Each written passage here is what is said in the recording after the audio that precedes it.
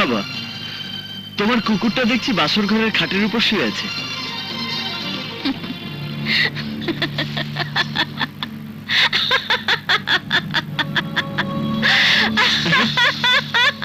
কি ব্যাপার, এভাবে হাসছো কেন?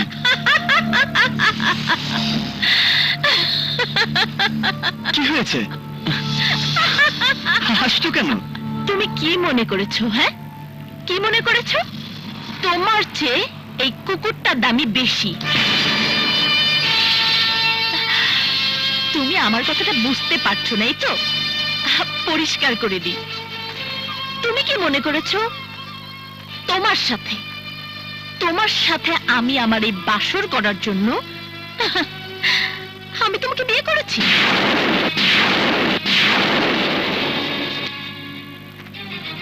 না না, তোমাকে বিয়ে করেছি আমি আমার অপমানের প্রতিশোধ নেওয়ার জন্য। মানুষ যেমন জেদের ভাত কুকুর দিয়ে খাওয়ায়, আমিও তাই করেছি।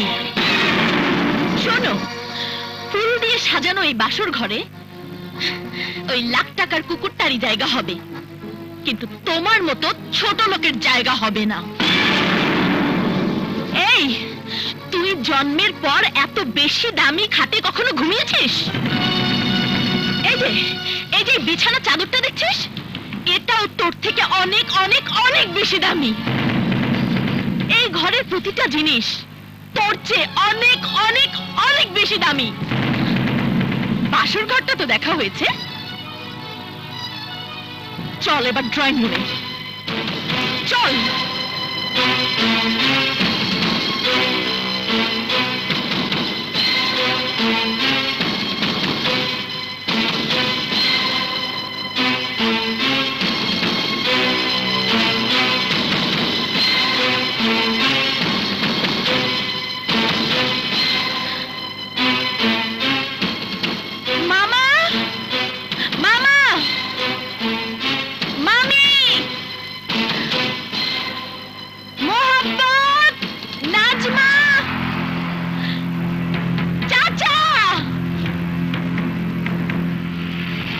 ঘটনা ঘটানোর তা তো ঘটিয়েই ফেলেছ, আবার বাসর ঘর থেকে বেরিয়ে এসে ডাকাডাকি কেন?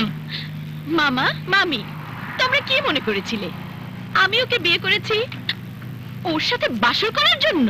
তাহলে বাসর করার জন্য নয়, শুধুমাত্র বিয়ে বিয়ে খেলাটা করে ওর উঁচু মাথাটা আমার পায়ের কাছে নত করাতে। ও মা, বলে কি? আমার 14 পুরুষ মানুষকে শুধু ভিক্ষে দিয়েছে, কিন্তু ওই ছোট লোকের বাচ্চাটা আমাকে রাস্তায় দাঁড় করিয়ে হাতে ভিক্ষে থালা ধরিয়ে দিয়ে আমাকে দিয়ে ভিক্ষে করিয়েছে। চৌধুরী বাড়ির একমাত্র মেয়ে চৈতি চৌধুরীকে ভিক্ষে করতে বাধ্য করেছে। এই অপমান চৈতি চৌধুরী মেনে নিতে পারে না, কখনো না। আরে আমরা তো তাই মনে করছিলাম, পরে তোর ভাবসাব দেখে সব গোলমাল হয়ে গেল। এখন বল, প্রতিশোধ দেবার জন্য বিয়ের কি দরকার ছিল? শক্তি দিয়ে ওকে কিছু করা যাবে না জেনেই বুদ্ধির খেলা খেলেছি। তুমি কি মনে করেছো কোটি টাকার দেনমোহরের জন্য সানি যে কথাগুলো বলেছিল ওটা সানির কথা ছিল? না মামা, না, সেটা ছিল আমার শেখানো কথা। আমি সানিকে বউ সাজার আগ মুহূর্তে সব শিখিয়েছিলাম, সব।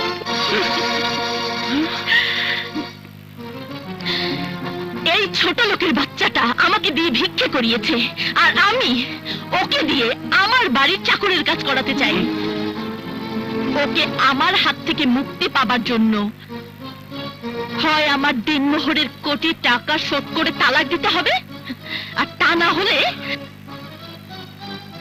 কোটি টাকার জন্য আমার বাড়িতে আজীবন চাকরের কাজ করতে হবে। এই কিছু সময় আগের চৈতি আর এই চৈতির মাঝে কত পার্থক্য মনে হচ্ছে না?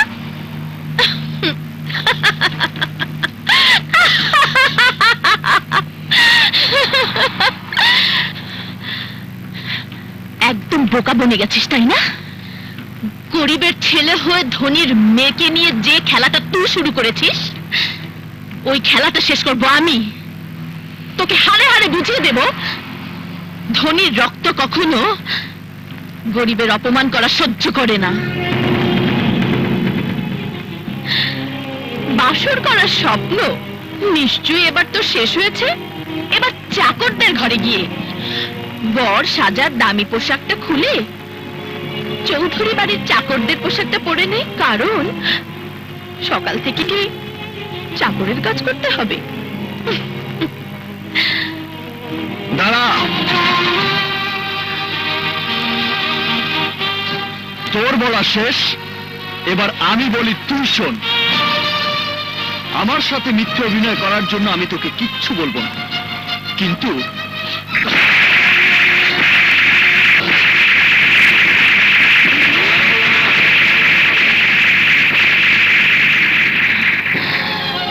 আমার মায়ের সাথে মিথ্যে অভিনয় করার জন্য স্বামী হিসেবে তোর মতো বেয়াদব স্ত্রীকে শাসন করলাম।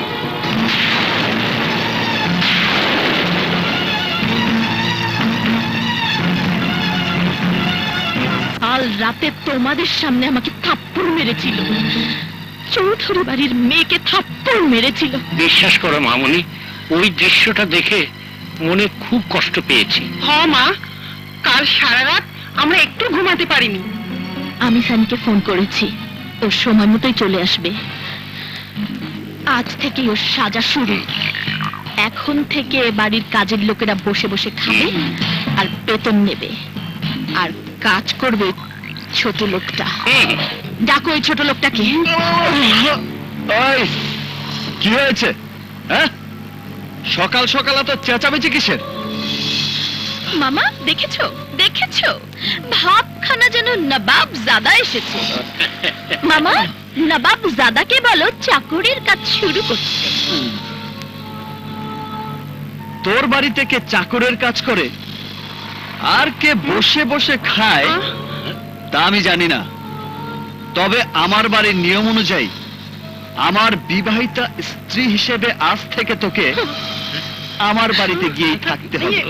আমি রোজগার করব আর তুই সংসারের সমস্ত কাজ করবি, আবার আদেশ পালন করবি, আমার মায়ের হাত পা টিপে দিবি। কাজেই তোকে এখন থেকে আমার সাথে আমার বাড়িতেই থাকতে হবে। চল। শোন, আমাকে স্ত্রীর মর্যাদা দেওয়ার কি যোগ্যতা আছে তোর? তোর স্ত্রী হতে পারে কাজলের মতো কোনো বস্তির মেয়ে। আচ্ছা, সেটা আমার বাড়িতে গেলেই টের পাবি। চল। এই, স্ত্রীকে স্পর্শ করার আগে দেনমোহর পরিশোধ করতে হয়, তা তোর বাবা মা তোকে শেখায়নি? বল।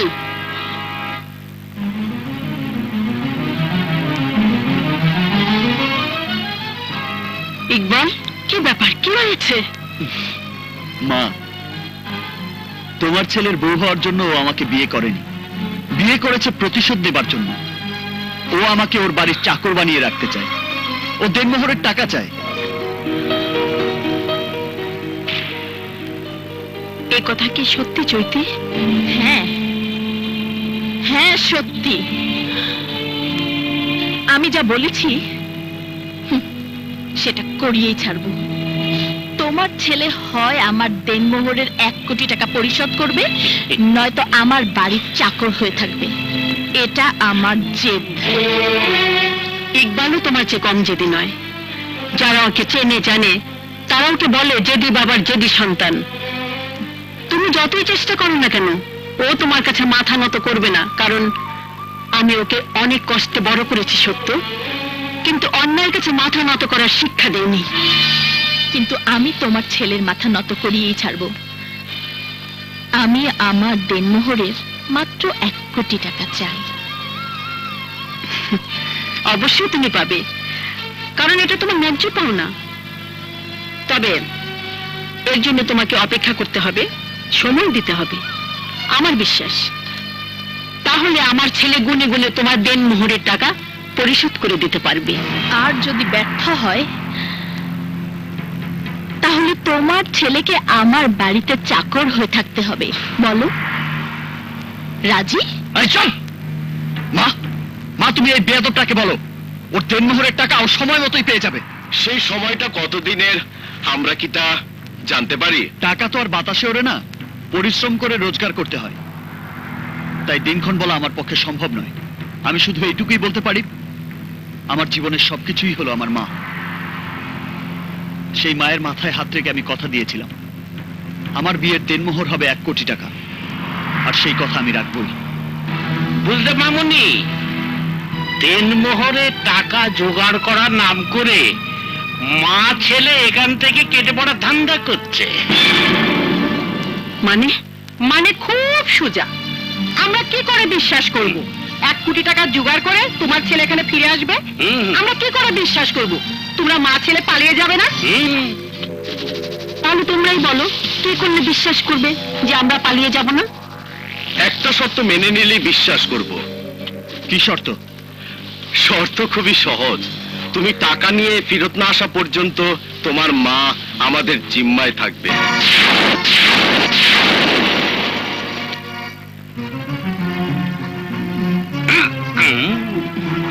কি রাজি? রাজি। তবে শর্ত আমারও আছে। আমার সন্তান যদি চৈতির দেনমোহরের কোটি টাকা পরিশোধ করতে পারে, তাহলে চৈতিকে আমার সন্তানের পা জড়িয়ে ধরে ক্ষমা চাইতে হবে এবং বলতে হবে আমার সন্তানই ওর যোগ্য স্বামী। জিজ্ঞেস করো চৈতিকে এই শর্তটা মেনে নেবার সাহস ওর আছে কিনা। মেনে নে চৈতি, কারণ টাকা বাতাসে ওড়ে না। টাকা ছাড়া ওকে তোর বাড়িতে চাকরের কাজ করার জন্য আসতেই হবে। চৈতি মেনে নেই। মেনে নে চৈতি, মেনে নে। মেনে নে চৈতি, আরে টাকা তো বাতাসে ওড়ে না, এই কথা তো ইকবালই বলেছে। ঠিক আছে, মেনে নিলাম। আমরাও মেনে নিলাম। না মা, তুমি তোমার কথা ফিরিয়ে নাও মা। তুমি কেন আমার জন্য জিম্মি থাকবে? আমি সন্তান হয়ে এত বড় শাস্তি, এত বড় কষ্ট তোমাকে দিতে পারবো না মা।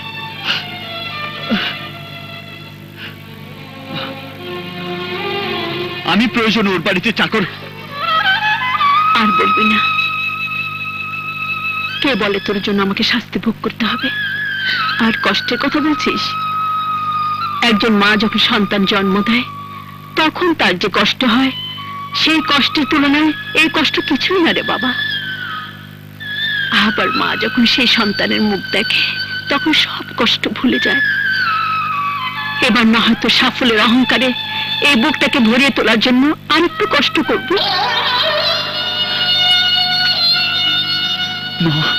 কোনো ভয় নেই, তোর মাথায় মায়ের আশীর্বাদের হাত রইল। তোকে জয়ী হতেই হবে।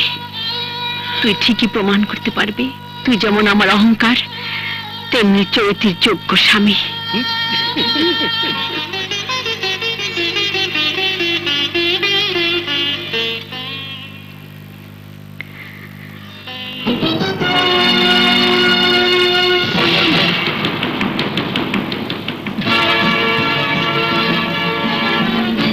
আমি জানি তুই এই বাড়িতে বীরের মতো ফিরে আসবি। কি বলছিস তুই? এটা কি করে সম্ভব? বিশ্বাস করতে পারছিস নেই তো? মারও বিশ্বাস করতে কষ্ট হয়েছে। তবে আজ থেকে শুরু হবে আমার মায়ের অহংকার জয়ী করার জন্য নতুন করে এক যুদ্ধ। কি নিয়ে যুদ্ধে নামবি তুই? কি আছে তোর? আমার মায়ের দোয়া, সারা পৃথিবীর সমস্ত মায়ের দোয়া। তুই দেখিস কাজল, আমি ওই ধনীর অহংকারী মেয়েকে শুধু দেনমোহরের কোটি টাকায় ফিরিয়ে দেব না, ওর সমস্ত অহংকার মিথ্যে করে দিয়ে ওকে ওর প্রাচুর্যের সিঁড়ি থেকে টেনে এসে আমার মায়ের পায়ের নিচে এনে ফেলবো। ও একটু আশ্রয়ের জন্য আমার মায়ের পা জড়িয়ে ধরে কাঁদবে, আর আমি সেদিন প্রাণ খুলে হাসবো।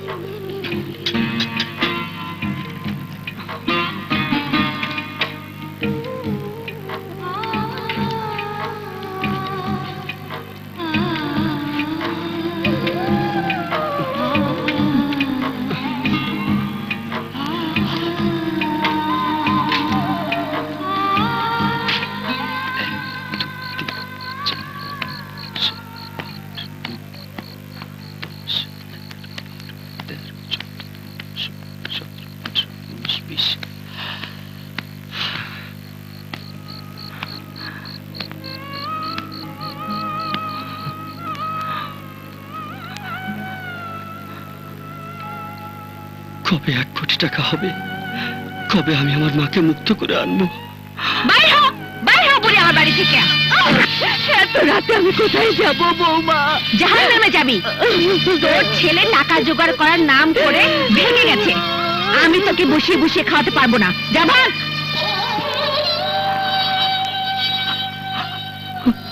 আমার মা,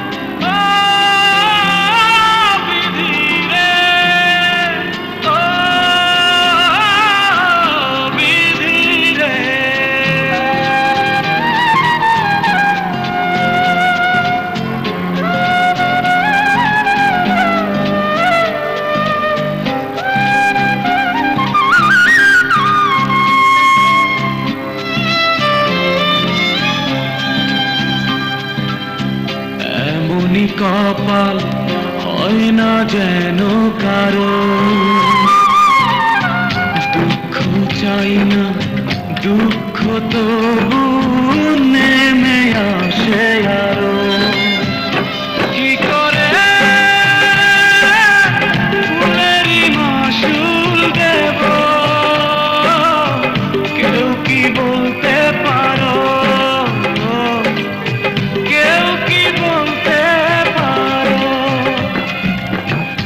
এমনই কপাল হয় না যেন কারো, দুঃখ চাই না দুঃখ তবু নেমে আসে আরো।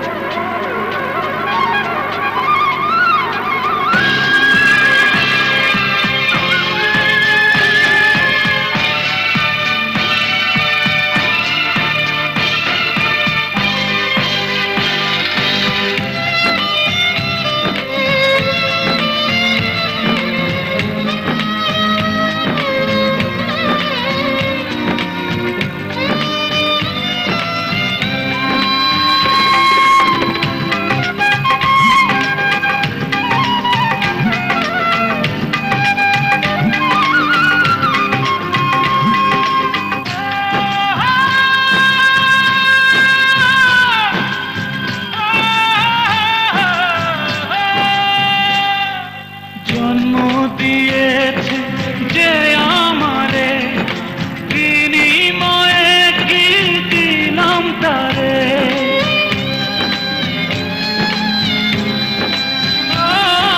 জন্ম দিয়েছে যে আমারে, বিনিময়ে কি দিলাম তারে? খুঁজতে গিয়ে সুখেরই জীবন করেছি যারে আমার আপন, পাইনি মনটা তারো। কি করে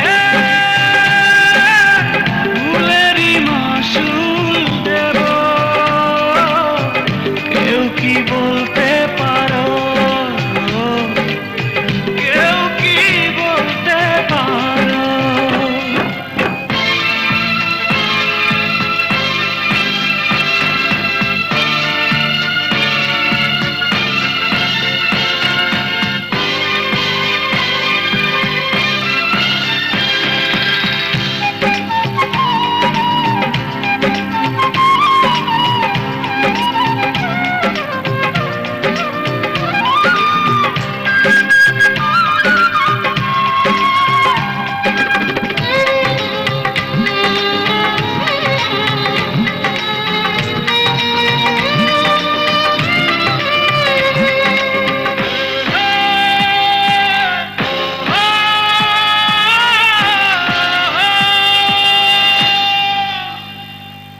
স্বপ্ন ভেঙেছে কাঁচের মতো, কারে দেখাবো মনের ক্ষত?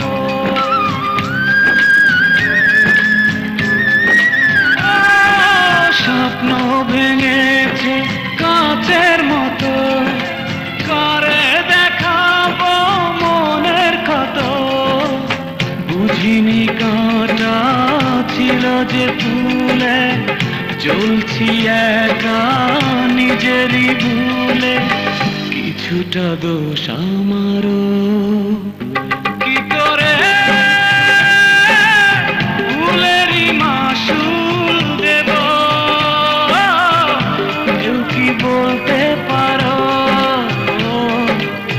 কেউ কি বলতে পারো? এমনই কপাল হয় না যেন কারো। দুঃখ চাই না, দুঃখ তবু নেমে আসে আরো। কি করে ভুলেরই মাসুল দেব? কেউ কি বলতে পারো, কেউ কি বলতে পারো?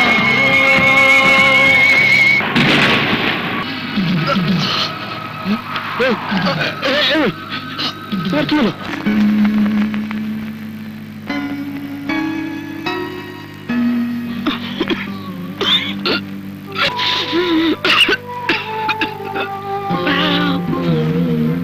কি হচ্ছে? নিন পানি।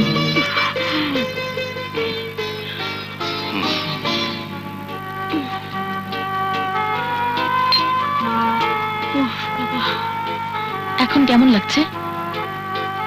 ভালো লাগছে মা, নিঃশ্বাস নিতে পারছি। আপনি খান। আচ্ছা উফ, আল্লাহ।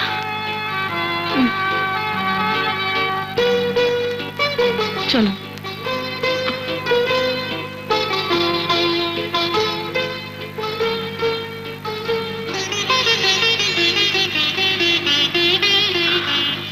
মুখে যাই কোক, ছেলের বউ তো।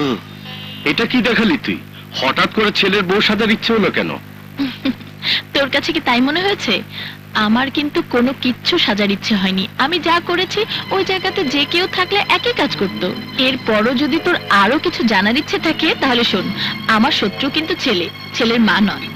তারপরও মনে করিয়ে দিই, এই মা কিন্তু ছেলের অহংকারে অহংকারী মা। তাই এমন কোনো ব্যবহার তোর করা ঠিক হবে না যে ব্যবহারে মনে করতে পারে তুই দুর্বল হয়ে যাচ্ছিস। আমি যে কি তা আমি নিজেই খুব ভালো বুঝি। তোর আর কিছু জানার ইচ্ছে আছে?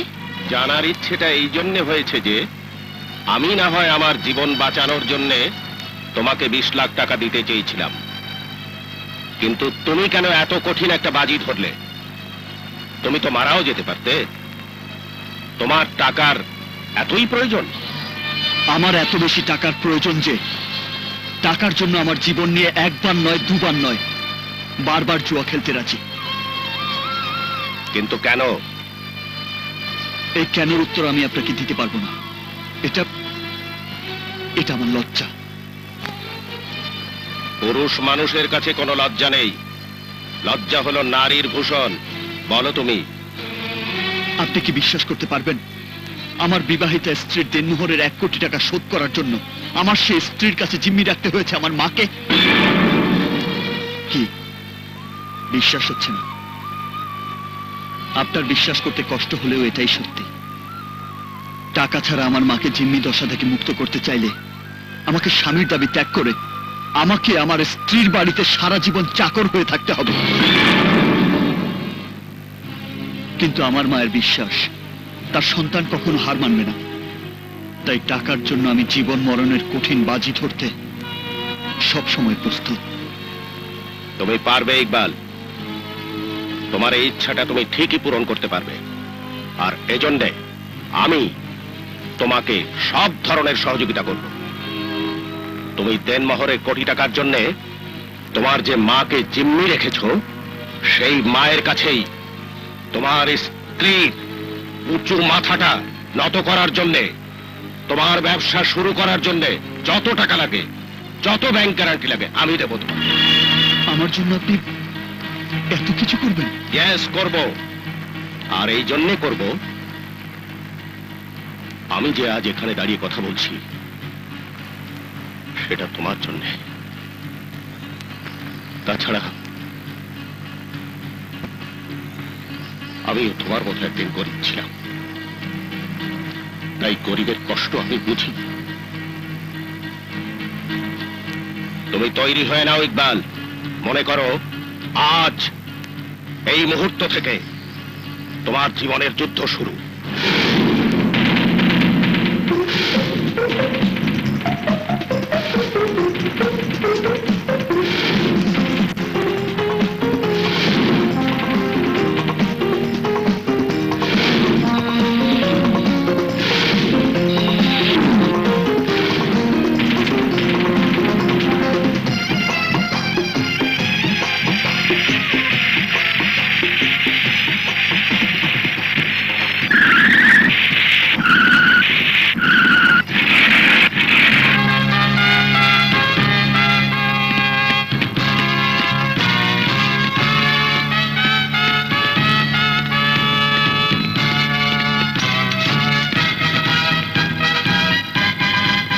বসুন আপনারা।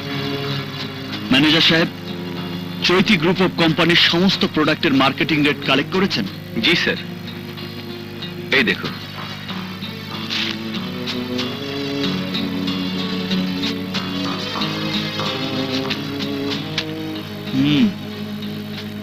আমি চাই আমাদের প্রোডাক্টগুলো চৈতি গ্রুপ অফ কোম্পানির সমস্ত প্রোডাক্টের চেয়ে 50% কম রেটে মার্কেটে ছেড়ে দিতে। স্যার, 50% কম রেটে মার্কেটিং করলে আমাদের বিরাট অঙ্কের টাকা লোকসান হবে।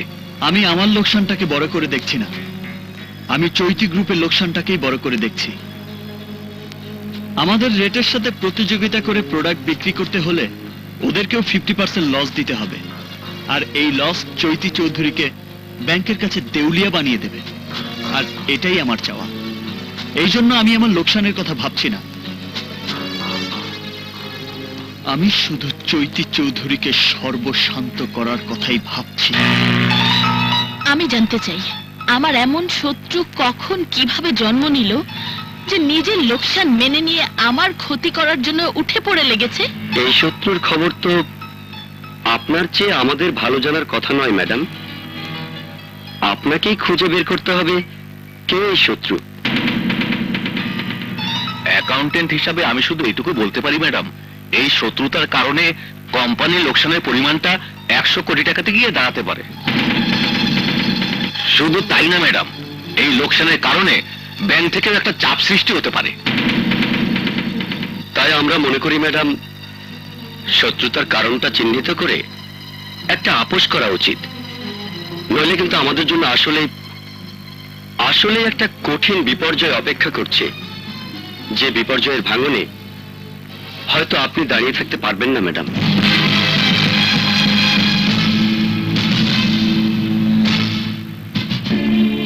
কি বলছিস তুই? চৈতিকে আমি দাঁড়িয়ে থাকতে দেব না। ইতিমধ্যে ওর ধ্বংসের সব আলামত তৈরি করে দিয়েছি, এবার ওকে উপর থেকে নিচে নেমে আসতেই হবে। তুই দেখছি প্রতিশোধে এসে পাগল হয়ে গেছিস। ঠিক বলেছিস, আমার এই পাগলামি চৈতি চৌধুরীকে ধ্বংস করা। চৈতি চৌধুরী আমার জীবনের সবচেয়ে বড় সম্পদ জিম্মি করে রেখেছে, বিনিময়ে আমি ওর চোখের ঘুম হারাম করে দেব। চৈতি চৌধুরী জানে না ওর শরীরের প্রতিটি শিরা ও উপশিরা বন্ধ হতে চলেছে। আগামীকালের ব্যবসায়িক সমিতির নির্বাচনের পরে ও বুঝতে পারবে চৈতি চৌধুরীর দিন শেষ, আমার দিন শুরু। সদস্যবৃন্দ, আমি ব্যবসায়ী সমিতির নির্বাচন 2008-এর নির্বাচনী ফলাফল ঘোষণা করছি। 2008 সালের নির্বাচনে জনাব আইকের নেতৃত্বে সবুজ প্যানেল সাবেক সভানেত্রী চৌধুরীর নেতৃত্বাধীন হলুদ প্যানেলের বিরুদ্ধে বিপুল ভোটে জয়লাভ করেছে।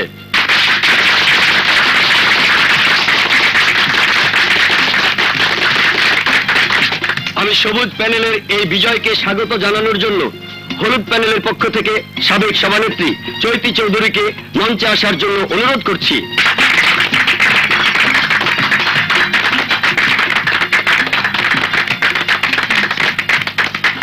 উপস্থিত সুধীজন, আমি পরপর দুবার সভাপতি হিসেবে এই সমিতির দায়িত্ব পালন করেছি।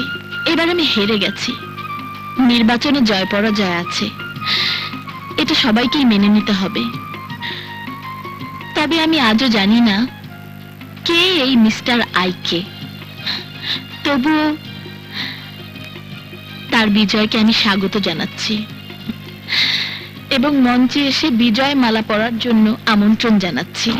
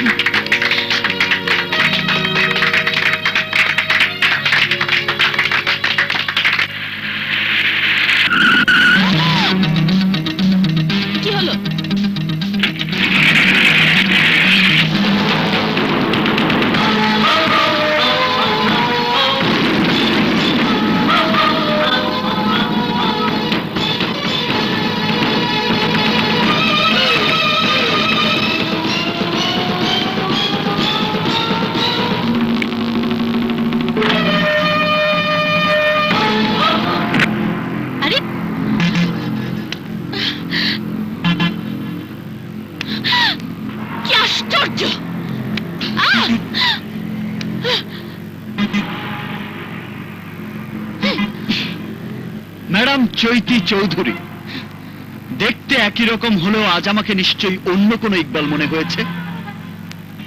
আমাকে দেখে নিশ্চয়ই সেই ইকবাল মনে হয়নি যাকে তুমি তোমার বাড়ির চাকর বানানোর জন্য কাল রাত পর্যন্ত লাখ টাকার পালঙ্কে শুয়ে স্বপ্ন দেখেছ।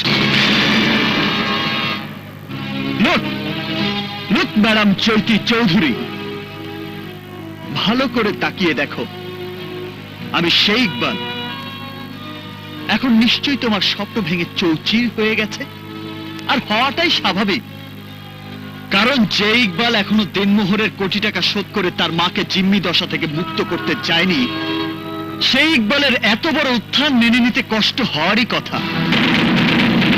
কিন্তু আমি সেই ইকবাল যাকে তুমি তোমার বাড়ির পোষা কুকুরের চেয়ে কম দামি মানুষ মনে করেছিলে।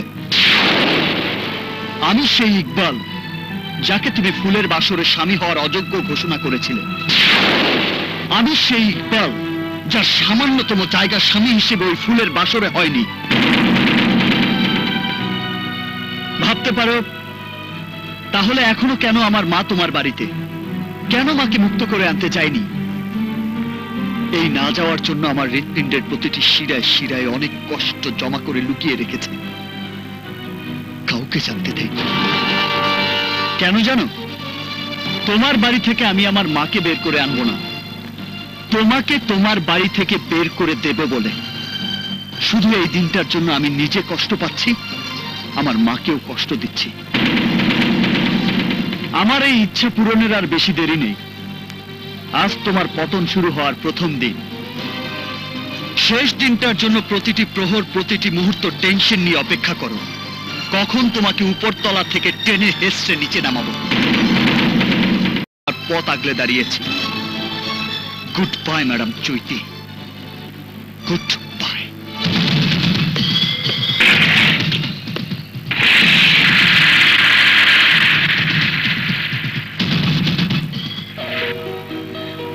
তোমার বাড়ি থেকে আমি আমার মাকে বের করে আনবো না, তোমাকে তোমার বাড়ি থেকে বের করে দেব বলে। শুধু এই দিনটার জন্য আমি নিজে কষ্ট পাচ্ছি, আমার মাকেও কষ্ট দিচ্ছি। শেষ দিনটার জন্য প্রতিটি প্রহর, প্রতিটি মুহূর্ত টেনশন নিয়ে অপেক্ষা করো, কখন তোমাকে উপরতলা থেকে টেনে হেসড়ে নিচে নামাবো।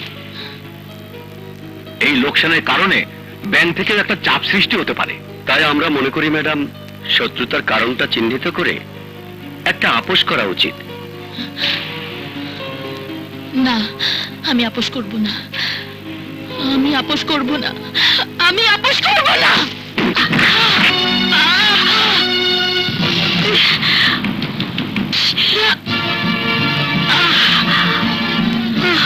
চৈতি মামুনি, তুমি তোমার ঘরে যাও, এমন কিচ্ছু হয়নি। এতটুকু রক্ত বের হলে কেউ মরে না।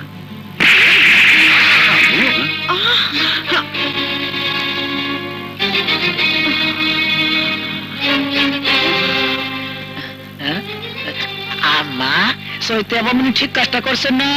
আমি? তুই আমার পেটের ছেলে না শত্রু? উচিত কথা কইলে সবাই মারে কে? তোমার জন্য চৈতি আমার গায়ে হাত তুলেছে। শাশুড়ির জন্য কত দরদ। ডক্টর ফারুক, আমি চৈতি চৌধুরী বলছি।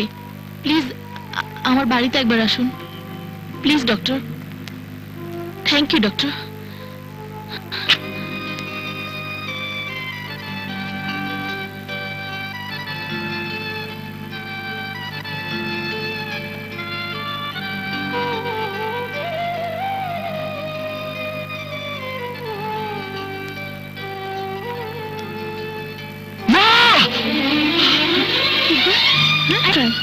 ইকবাল, কি হয়েছে?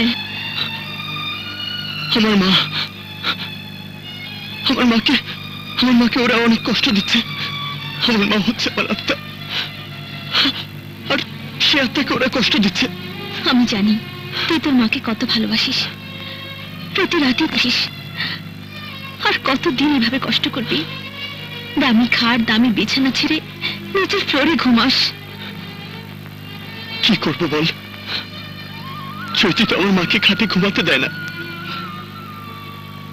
হয়তো ওরা রান্নাঘরে বা বারান্দায় ঘুমাতে দেয়। তুই বল, মাকে রেখে আমি কি করে খাটে ঘুমাই? দেখো বাবা, তোমার আত্মা যেমন তোমার মায়ের জন্য কাঁদে, তেমনি তোমার মায়ের আত্মা তোমার জন্য কাঁদে।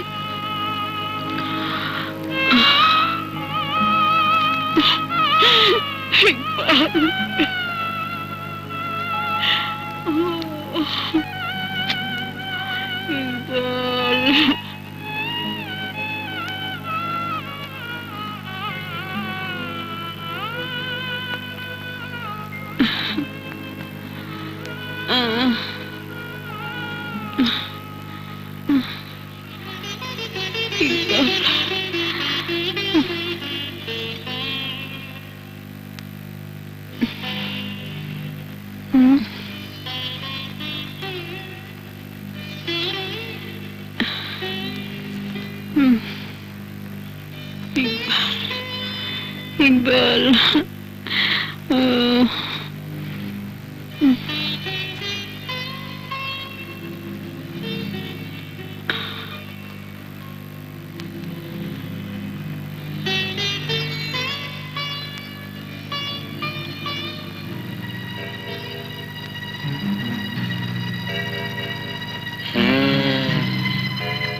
রাতে রাতে শাশুড়ির সেবা করে আর দিনে আমাদের বোকা বানায়।